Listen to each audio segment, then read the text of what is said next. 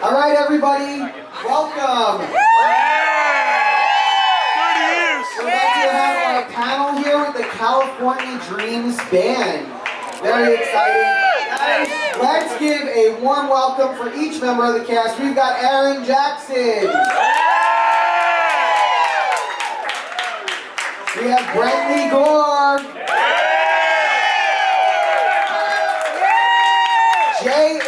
Franke, William James Jones, Kelly Packard, Michael Cade, Diana Uribe. And guys, I want to say this, the person that this whole event could not have happened without. She really is a producing powerhouse. Really, this could not have happened without her. Jennie, Kwan.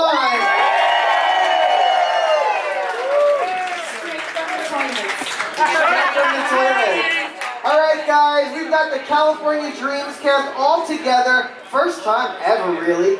Great to have them here. Guys, let's start with some questions for you guys, all right? Let's first start about how it feels to be here. Everybody, let's go down the line and say how it feels to be here. Doctor? It feels amazing. It is so special to meet each and every one of you. I hope you have a great time. If you have good questions, I'm ready for it. And let's have fun. Thank you guys for those. Thank you for those that traveled so far. So I hope you guys have an amazing day today, so thank you. Yep, I already said my piece, but I'm really happy that you guys are here. And let me just say, the music that we get to play 30 years later still rocks.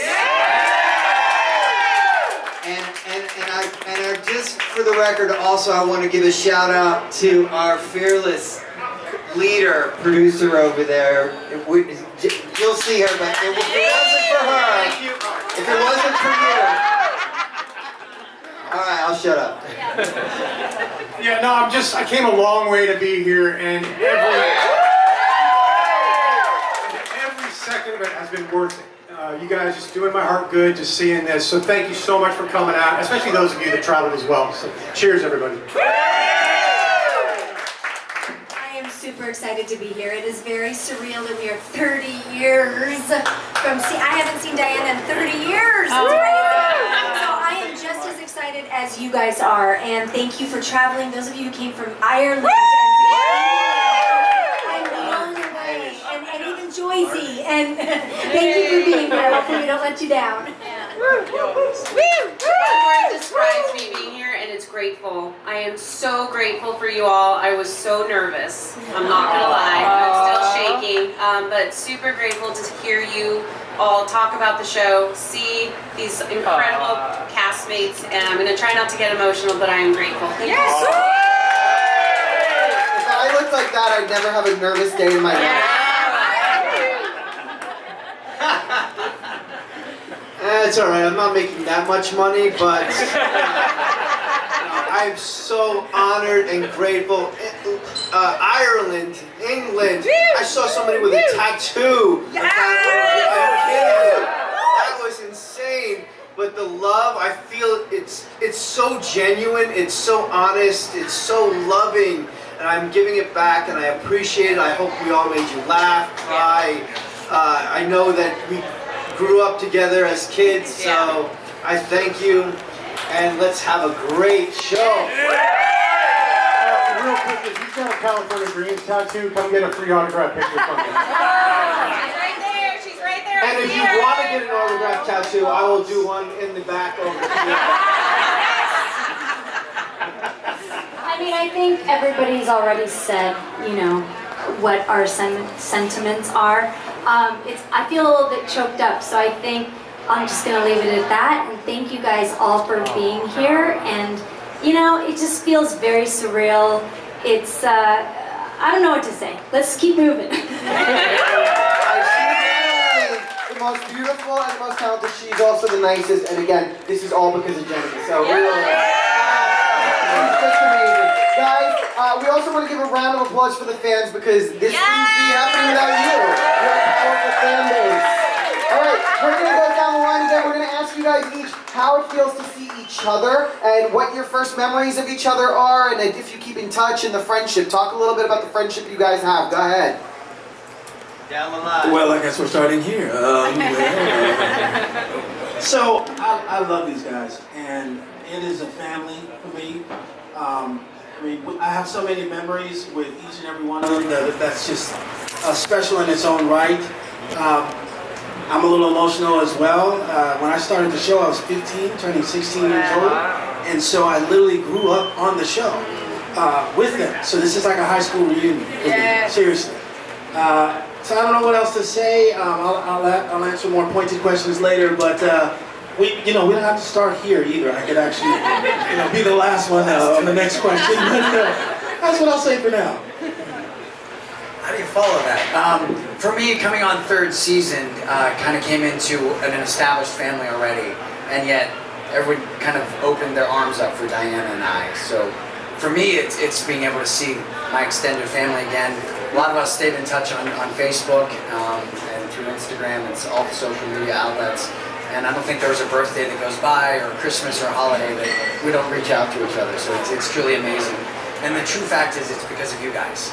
That is why. I mean, if you guys had not followed the show the way that you did and still follow it now, there'd be no purpose for this. So thank you guys again. We'll go down the line. I just want to thank everyone personally for, coming up to me and being, I've decided I'm the prodigal son. and a lot of you guys said, we were really bummed when you left, and I did, and it's just the way that it turned out. But the thing is, this guy wouldn't have been here if I hadn't left, so you get 2 for 1. All right? And I again am really grateful for, this is such a monumental part of my life and a monumental part of all of our lives. And the fact that we're here standing, apart from one of us that that's not here, we're all here, and that's amazing. And so appreciate the love that's shared in the room, and we need more of that, obviously, in our day and age. And California Dreams is here to represent that, the one world. I just want to address that Heidi sends her love and she wishes she could be here. Unfortunately, something came up, but she loves you all and thank you guys. So go ahead, Jake. It was a massive part of my life, California Dreams, and just to see everybody again. I'm the car man. To see everybody again is just awesome. To see you guys here is awesome. Like, this has been an absolute boon to my life for this to happen. Jennie, thank you again. And thank you all for being part of my life. Thank you all for being part of my life. It's been great. Thank you all for being a part of my life. I think we get asked this question a lot as far as, who's close, who still talks a lot. And in my case, I stayed super close with Jennie. She was in my wedding, I was in her wedding. Michael is like my children's second father. They love him more, I think, sometimes than their own father. That's not what they told me. It's Uncle Michael. Right? I know. But this is my family. I was the baby. William and I were in high school when we got this. And so we grew up together. We grew up as family. And as everybody came on, we all got along and we all felt the love for each other. So when this show ended, we were all devastated, all sad. Crying. We cried like babies. And so we're just grateful to be together again and to be family still.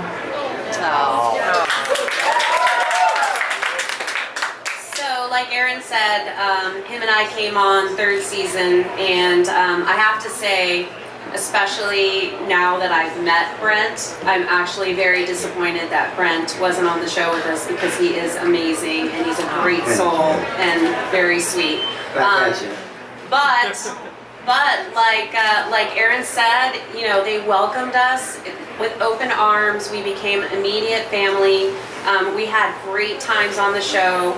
I have so many great memories, and this has been a journey for myself, even to come out and see everybody. And literally, when I saw everybody, it's like we wrapped a week ago. It was very weird to see that connection and feel it again. So I'm so excited for everybody here. I'm so thankful. And yeah, that's what I got to say.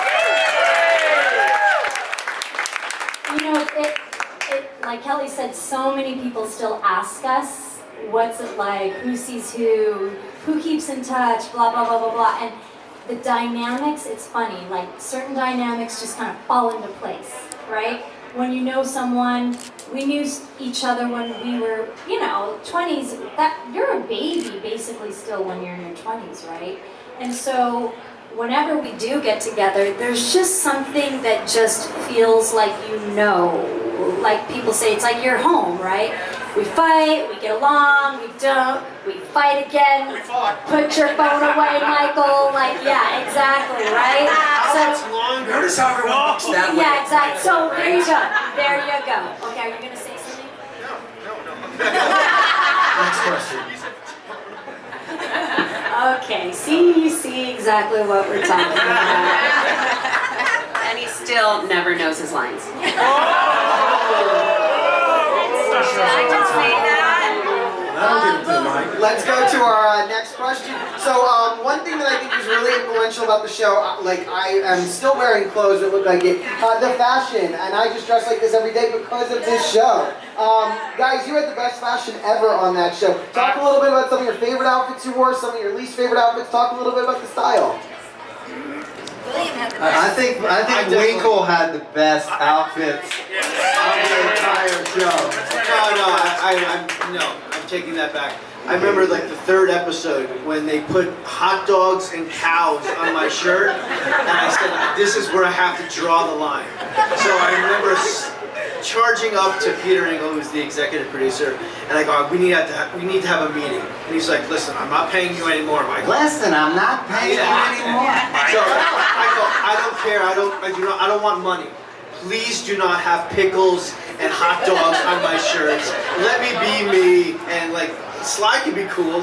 So he gave me that, and he gave me a little bit of a cooler outfits. But, after the first season, the cow outfit killed me. That was my favorite ever. First season for me, I was in all of Kelly Kapowski's clothes. So I was like, what is happening? And then they finally got Tiffany her own set of wardrobe. And she wore it well, didn't she, guys?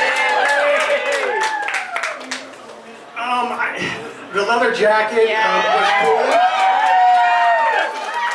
It was cool, but honestly, the clothes underneath were way cooler. Like, I really like the bowling shirts and all that. I think Michael ended up with all my wardrobe when we wrapped. Tell that story.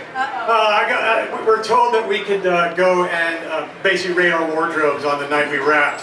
So I'm walking over to the wardrobe, and I open the door, and Michael comes running out past me with his arm just loaded with junk, and I didn't even think anything of it. And then I realized, as I got in there, my rack was empty. He took all of Jake's clothes. And Jake took all of mine. Jake would be caught dead in hot dogs and pickles. And I took all of Kelly's. Just for the record, they did that on their own. They did not say go take your clothes. The boys stole their clothes. I didn't get anything anyway, so. Well, let me just say this. I didn't know that we could actually take the clothes until Michael busts into the dressing room. He's heaving. He's like, Will, go get some clothes. I'm like, okay. Just running around grabbing stuff. And something else, let's talk about the representation and visibility on this show was so strong, especially for that time. I want to point this question to Diana, Jennie, and William. Talk a little bit about being some of the first teenagers of color that sat at the cool kids table. Talk about Great question. Great question. One thing I'll say is that has been one of the greatest honors of my life, especially meeting some of you today too, that spoke about that. Because there wasn't a lot of representation on television at that time at all. And so I carried some of that pressure on my shoulders gladly. And I like the fact that the show was about family, it was about unity, it was about inclusivity, it was about diversity, it was about a range of different things. And that was exciting to me. And then speaking, going back to your question about the clothes, one of the things that I appreciate about Tony's maybe his evolution, it went from this really bright cross colors wardrobe, and then they eventually kept me in a lot of tank tops and vests, which forced me to stay in shape. And so I appreciated that. And to compete with Winkle's washboard abs too. You had to compete against that. But also us, you know, we were right next to Fresh Prince in Studio 9 at NBC, and Fresh Prince was Studio 11. So it's like there was a lot of that coming up that really broke through all those barriers that we had. So, you know, props to that, and thanks for asking that question. Who wanted, did you? You know, it's interesting. A few of my friends said, "Were you the first Asian woman who was a series regular?" I'm like, I don't know. They're like, "No, I think you were." Like, now a few more people, including you, Andrew, have told me that. I'm not exactly sure, but I'm gonna be really honest. Back then, when I would start getting fan mail around that subject, I kind of let it go, because like how William was saying, it was a lot of pressure, and for me, I didn't know how to take that in. And so, you know, I was just an actor who was like, "Oh, I want to keep my job, you know, like, how long is this show gonna run?" and so on and so forth. And like a sense of like, you want to belong, but you don't want to be different. But, you know, so it was kind of a weird thing for me. And now when people come up to me and tell me that, I'm able to take that in more, and, you know, like, it does feel like an honor to have been able to be a part of that. So, yeah, it feels full circle now. It feels different. I think I'm with Jenny. I didn't understand at the time what it meant to everybody else. For me, I was just an actor, and I was on a show, and I was doing my thing, and I was mi gente and Lorena Costa and all this stuff. But what's been amazing really is the realization after the fact, and to hear from you guys that it made an impact, because I didn't know. I was just a part of a great cast. I didn't think of myself as a Latina. I thought of myself as my character on a show where we all got along, and so it's an impact now. Yeah. And I realize it, and now I'm very, very proud. But I'm super, super happy that I was able to affect people in a positive way. Some people told me that that's, with our show, is how they learned English. And so I'm so proud of that. If anything, I'm proud. I'm proud, and I thank you all for the honor of being able to do that for you. Mi gente! And to look at the fan base, you guys are a glorious representation of the effect of that, which is wonderful. Let's talk a little bit about the music, everybody. Talk about your audition songs, and talk about how it felt to sing, and we know that you all are really singing, so talk about that a little bit, guys, the music. I'm a spectacular singer, as you know. As am I. So yes, you will get a taste later, so I hope everybody's going to show up. It'll be a taste. It's a taste. It'll be a lot like the Instagram post. Kind of has an aftertaste. So, most of you guys know, you know, music for me is such a monumental part. I started in New York. I went to school in the Ansonia building on the Upper West Side here. And I studied musical theater for a couple of years, and then I got the show, went out to LA. What? Shocker. Shocker. And so when I went out to Los Angeles, the auditions, they had auditioned so many people. Mark McGrath, Scott Wolf, Jared Leto, Michael Cade, you know, all these people, and no one could sing. You know. That's why they left the comedy to me. Music, you know, when we auditioned, we went in, we had our acting parts, and then when they decided that the acting, you know, you could cut it with the acting, they needed to hear you sing. So we went into Steve Tyrell's studio, and we played some songs, and, you know, I did an Elton John song, and I did a couple of songs, and it was, you know, someone has a Monkees shirt on up here, right? And there hadn't been a lot of musical shows apart from Disney, the Disney shows that were on, where, you know, all of our a lot of people came up, Justin Timberlake and all those people. And we got to be a band on a network show that sang music. We would probably not be here tonight if it wasn't for the music. I could talk a long time about this, but I want to let other people share. But for me, the heartbeat of the show includes the music. You know, and I really appreciate everyone, you know, seconding that and thirding that and being here as part of a musical television show.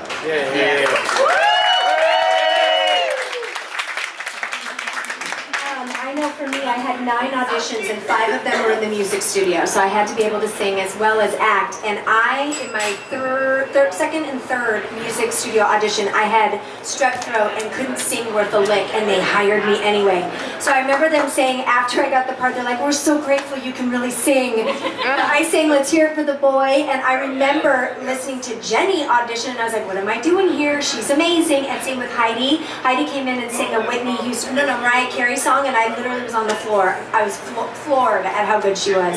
But I remember those auditions like it was yesterday. It's crazy. Yeah, for me, I wanted to take their mind off my voice and put it on my dancing skills. So, I don't know if you believe this, but you know what I sang for my audition? Johnny Gill's "Rub You the Right Way." 15-year-old, my little top hat on, singing about stuff I had no idea about, but, you know, wanted to say, yeah, you know, I'm a performer here, so, you know, just take a look at me. And they did. They flew me out to network, and the rest, as they say. He was great. I mean, he's a lot better than he leads on. We know he's a doctor now, but this man has musical ability. Trust me, I tried to get William to sing "Rub Me the Right Way." That's for another show. That's for another show. So the after hours show. The after hours show at 3 a.m. Yeah. Similar to Kelly, I also had 9 auditions. Half of them were singing, and I actually remembered Kelly singing her song, which I know. I definitely remember that. So the story that we always tell is that when we went to network, which is when all the executives from a network, syndicate like NBC or ABC, CBS, you have to get approval from the network to get onto a show after producers. And so it was Kelly, myself, and then another friend of ours named Ali Navarro, all for the part of Tiffany Smith. And so that's why I remember going to the studio, and obviously today Kelly got the role, which is of course fitting. But yeah, it was a very interesting experience and a long process. But Steve Tyrell, who's now a jazz singer, I mean, it's good that he was picky, right? He's here next weekend. Yeah, he is. He's actually playing shows here. His name's Steve Tyrell, and he produced our whole... He's a jazz singer. And let's talk a little bit about we're not really allowed to touch too much on episodes and stuff like that because of the SAG strike going on, but let's talk a little bit about how important some of the topics were. There were some special needs episodes and stuff like that. Talk about paving the way for those kind of issues on television.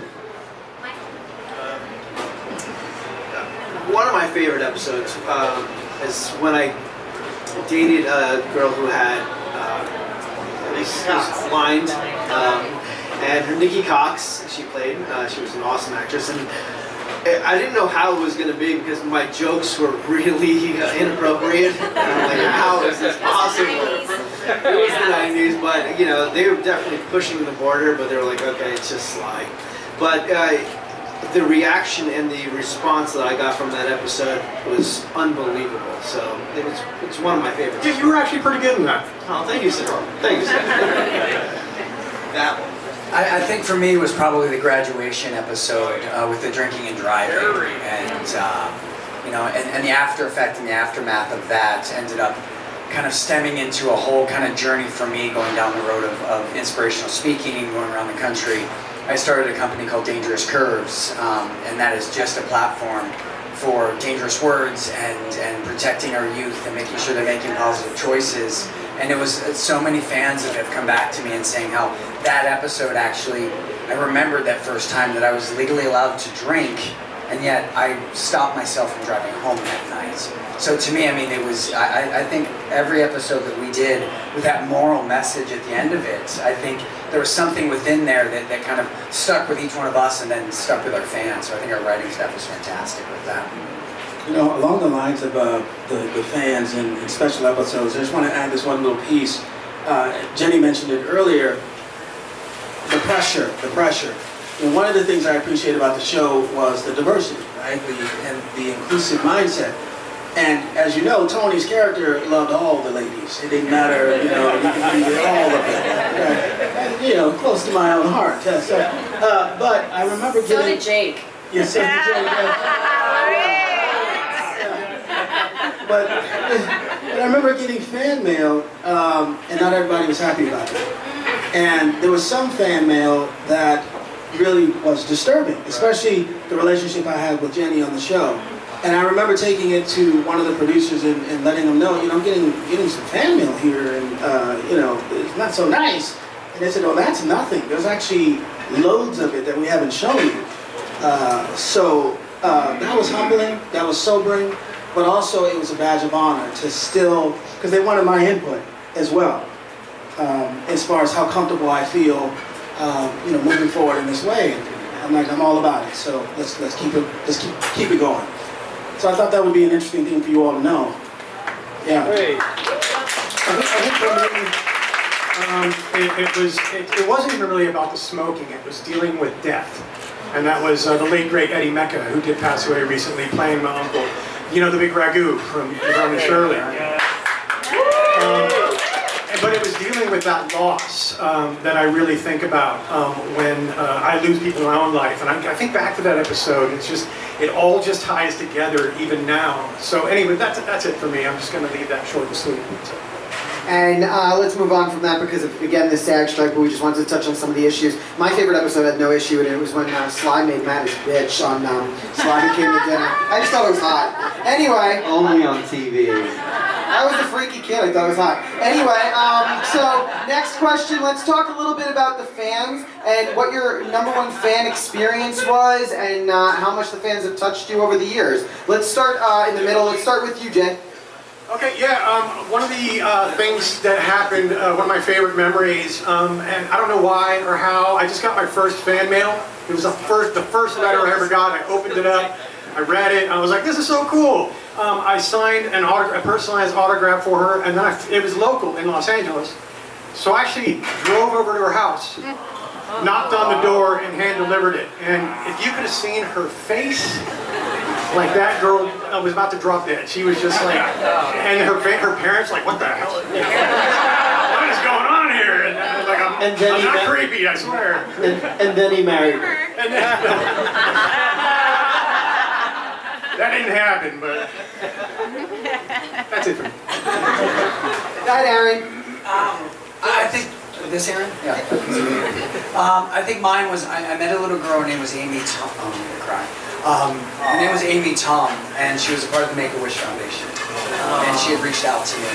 And this little girl, I don't know if you guys all remember her coming to the show. And it left this amazing space in my heart that this little girl had. And she just wanted to meet, as silly as it was, she just wanted to meet me. I was just a kid from Pittsburgh, and like this was this girl's dying dream was to meet me, and she stayed alive for quite a few years later, and then we were able to stay in contact, and to this day now, after 30 years, her mom still stays in contact with me, and says how we, the 9 of us, made a difference in this young lady's life. Yeah. So like that was my family.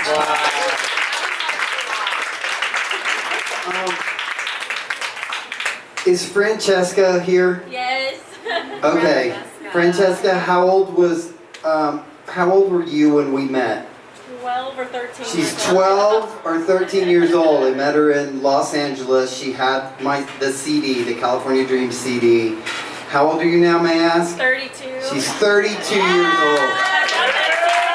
And Francesca, come on up. Francesca, come on up here. Who else is with you? Who else is with My you? little boy. Come here, Damien. Damien's gonna come up too.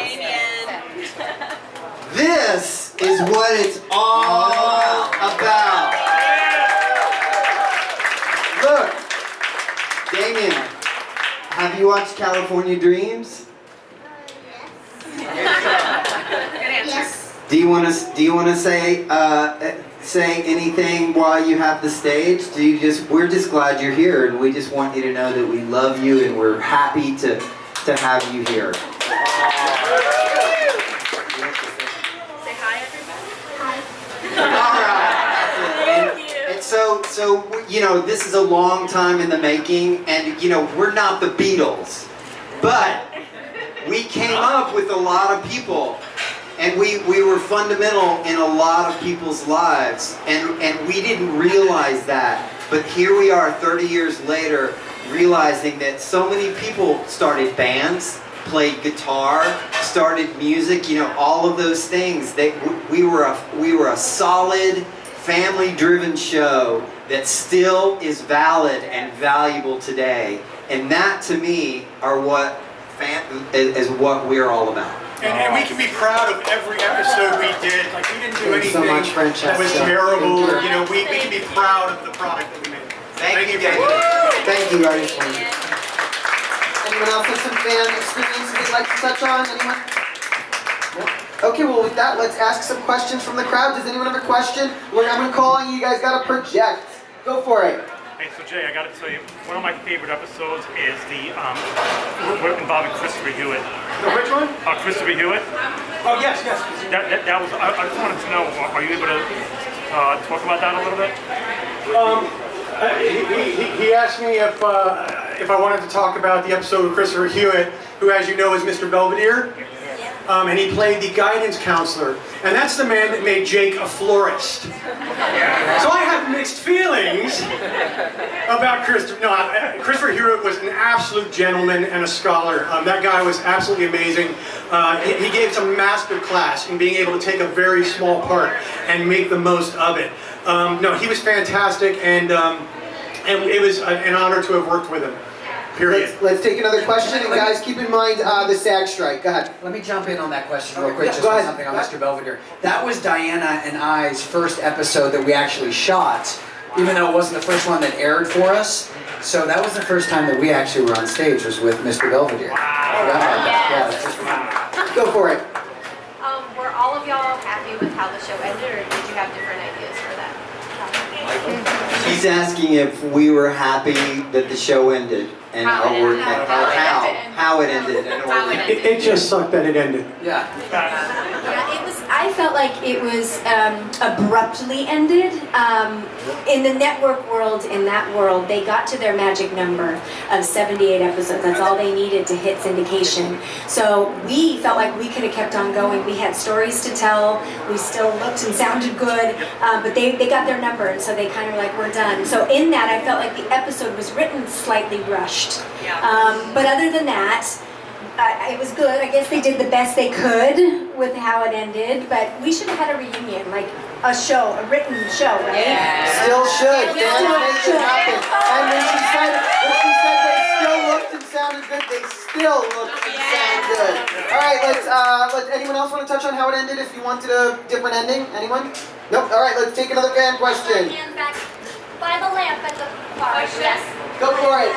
Project. If you ever got a chance to, release season 5 and make it more that they could stream on Peacock or something? So the question is about streaming and why is it not streaming? Does anyone have an answer? Jenny? So that is something that we don't have control over.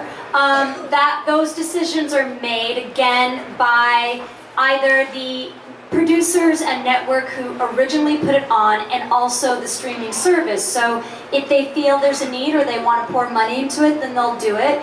We actually had spoken with one of our producers, and he was going to speak to our EP who created the show, but it's a little bit tricky. We're not the ones who make the decisions, but maybe you guys are the ones who say, hey, we would love to see this, and so it gets their attention, and maybe one day we'll get lucky enough to start streaming. Let's take another question. Go ahead. What was your favorite line to say in the show? Favorite line to say in the show? Say it. Babu!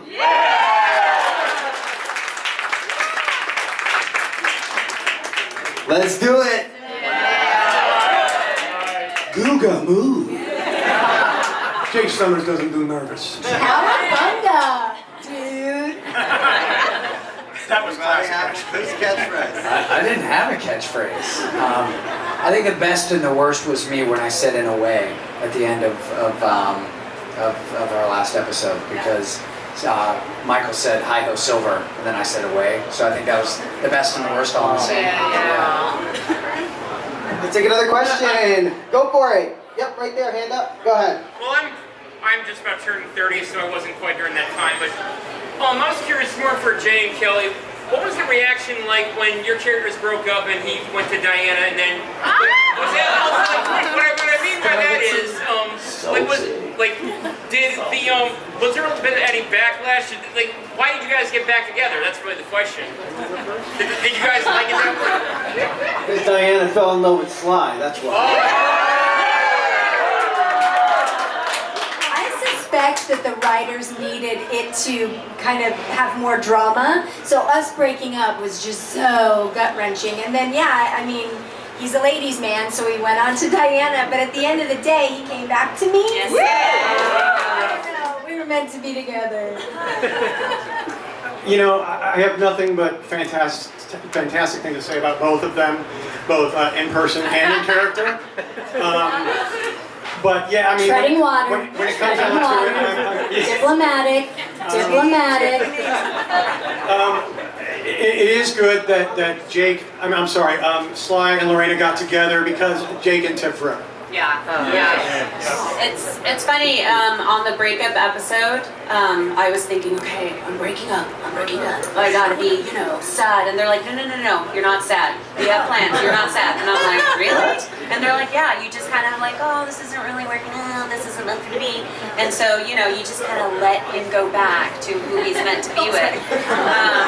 So it was really funny, I got that direction. But one of the things that I did want to say in terms of how disappointed I was at the end is I feel like I would have wanted to explore some adventures with Sly, because I feel like there could have been some pretty funny things that we could have done together given the direction that we were going in, so I was disappointed on that.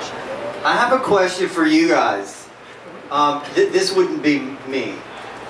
Who on this show, this is from him, who on this show, it's a good question. Okay.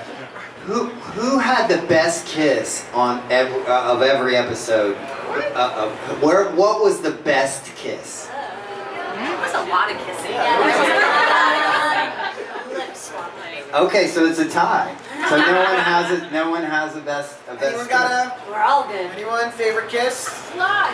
Jake and Tiff's first kiss. Yeah. Okay, we got 3 there. Okay. I kind of liked all the kisses. Yeah, I didn't want to ask him who was the best kisser. Okay, why don't we do a fun little thing? It's going to be rapid fire. I'm going to name a member of the cast. We're going to go down. Everybody say just a quick rapid fire, something about them. For example, we're going to start with William. Tony was an agent of change on television. You did so much for TV. Go ahead, Aaron. You take it. Now, William. Everyone's going to say something about William. Real quick. Go for it. I love you, man. Like, it's good to be you. You're the king. Thank you. I love you too. Go ahead, Brentley. About the character? About William. Yeah, just something about William. A consummate gentleman and a beautiful product of change for this world. Go ahead, Jay. A genuinely good dude, and man, if that dude's lips were moving, I was laughing. Period. Go ahead, Kelly. I am just so proud. I'm like a proud mommy with him. I'm just so proud of him. So much fun, always laughing, and always make the crew laugh. Especially Soleiman. Do you remember Soleiman?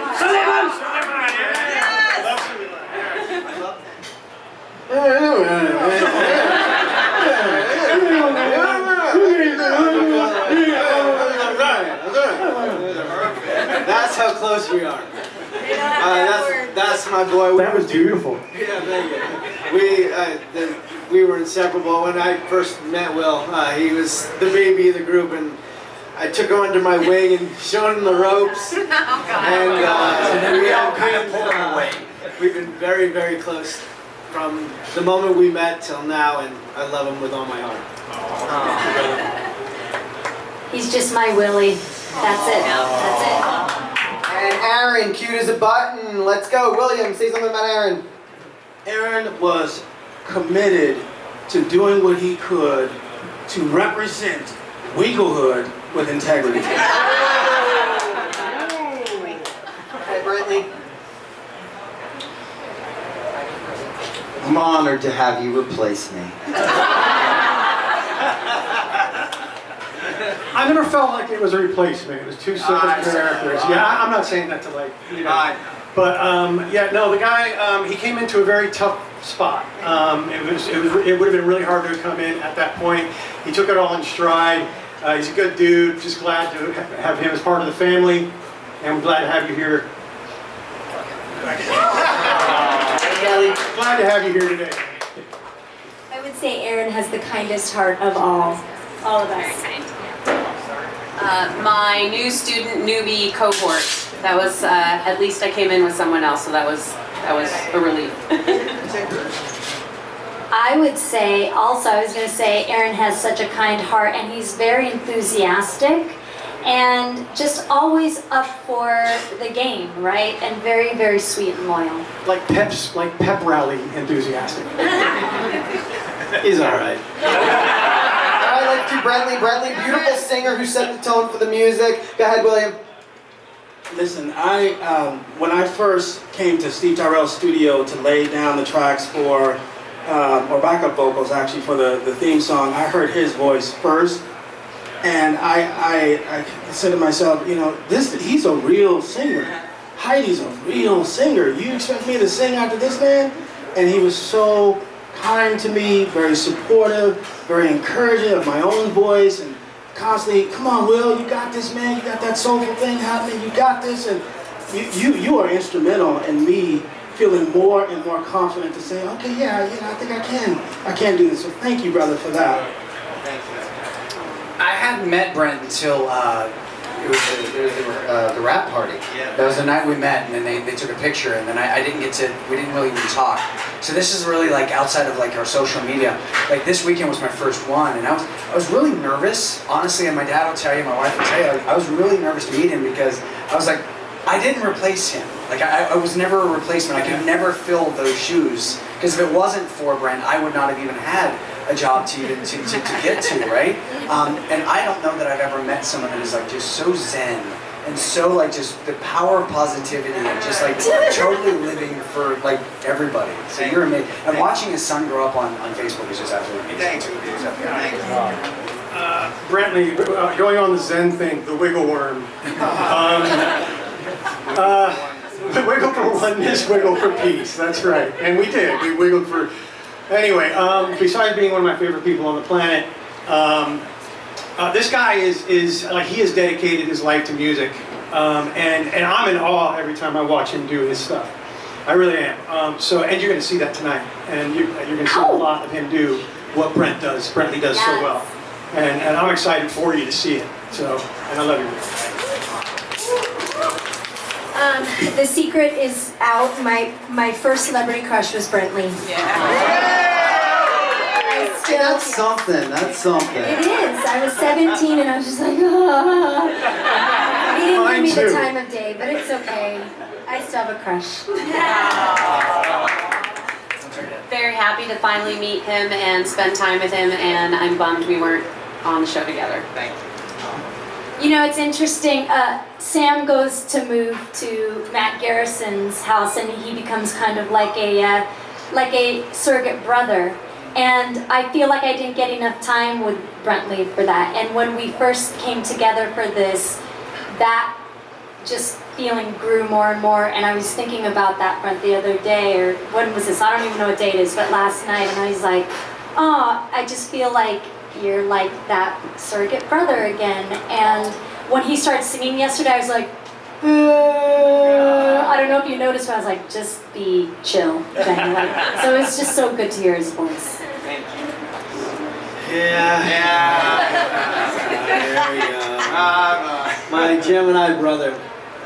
Yes, there's soul brothers, there's connections, and Brentley and I absolutely have this. And when Brentley steps in front of a mic, you will see he puts everything he has into it, not just for you, but for himself, for everybody around him. But your music is in him. Music is his life, and it just exudes when he performs, and it's who you are, and I love you. Thanks, brother. Thank you.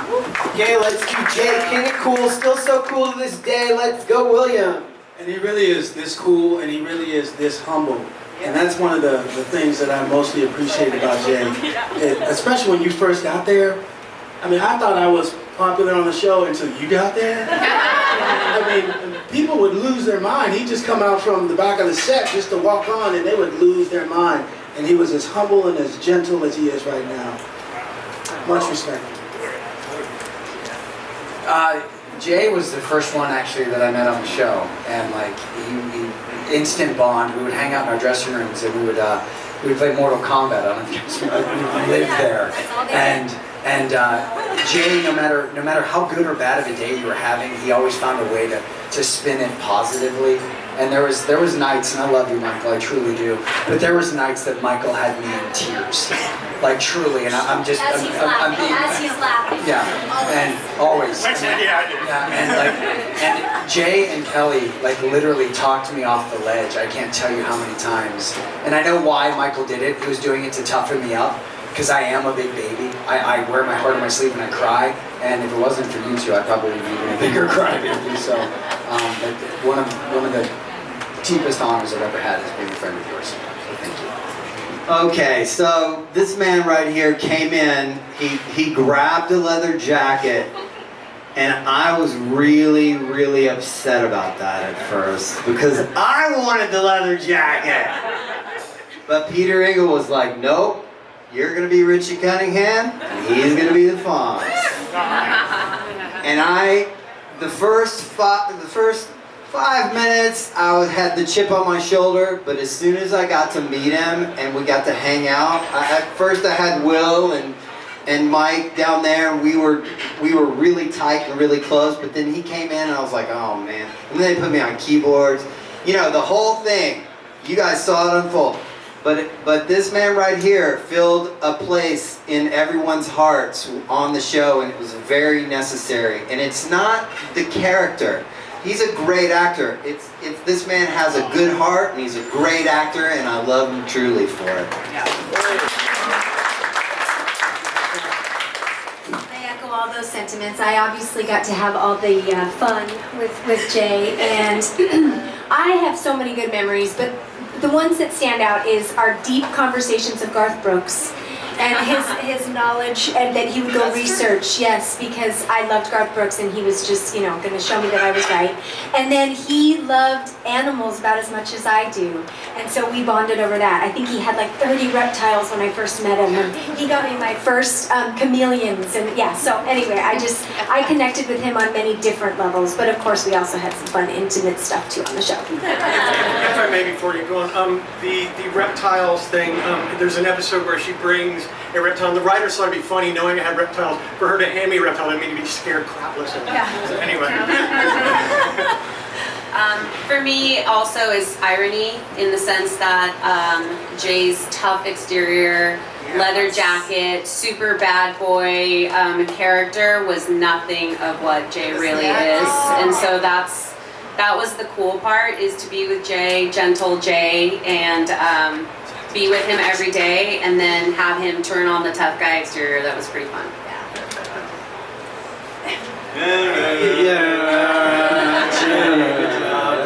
Great. No, you took the words right out of my mouth. He wore the jacket. He wore the persona of the cool guy. Yeah, he is very cool, but it really deep down is not him. Yeah. He was the biggest teddy bear, and like he was like the big brother of the group. He really was. He was the softest, kindest. I don't think I've ever heard him yell in my life, like, only at me. But then I think he would apologize right after. Yeah. But he was so sweet and so loving and just a big teddy bear. And I appreciate it for that. I'm just going to echo what everybody's saying, but I would say that Jay has just a very open heart, as you guys know. That's why so many people gravitate towards him, right? Because he's very open, not only with us, but with all of anybody around him, and he's just so super supportive, so I really appreciate that. He's very conscious. Okay, guys, they're telling me to wrap it up. So I'm sorry, I want to do each person. I think that Kelly here is sunshine in human form, and it was very, very nice to see a nice girl on TV instead of a mean girl that looks like this and be celebrated for actually being a good human being. Looks like this. She's amazing. It was the most beautiful girl ever, Diana. Oh my God, and a great addition to the show. And then we got, of course, him, who is the hottest guy ever, and so super funny. And then again, this could not happen without Jennie Kwan. She is super talented, super beautiful, and again, she's just a producing powerhouse. So her next act, I think, is going to be very big, guys. All right, guys, I want everyone to say real quick just something about being here one last time. Close it out for us. Everybody say something towards the fans, just real quick, each person. Let's go down the line. Honored that you're here. Honored to meet you. Thank you for being here. Truly a blessing. Truly a blessing. Thank you. I'm excited for the show tonight. Grateful and my heart is full. Thank you. I too am so grateful. You guys have made my whole year. Thank you. Thankful and inspired by you all. Thank you. Grateful, grateful, grateful, grateful, grateful, grateful, grateful, Grateful. And thank you guys for growing up with us all these years and still just being here with us to celebrate. We celebrate you. There's so much crap going on in the world, but we hope to be a beacon of joy and happiness. So thank you guys. Let's fucking rock it. More today. There's going to be more table time. We're going to have Thomas, Ian, Nicholas next. We'll take about 3 minutes, but get right back here because we're going to go on to Thomas. So thank you so much for California Dreams. Go ahead, Brentley. One thing. Serve dudes with attitude. Okay, that's it.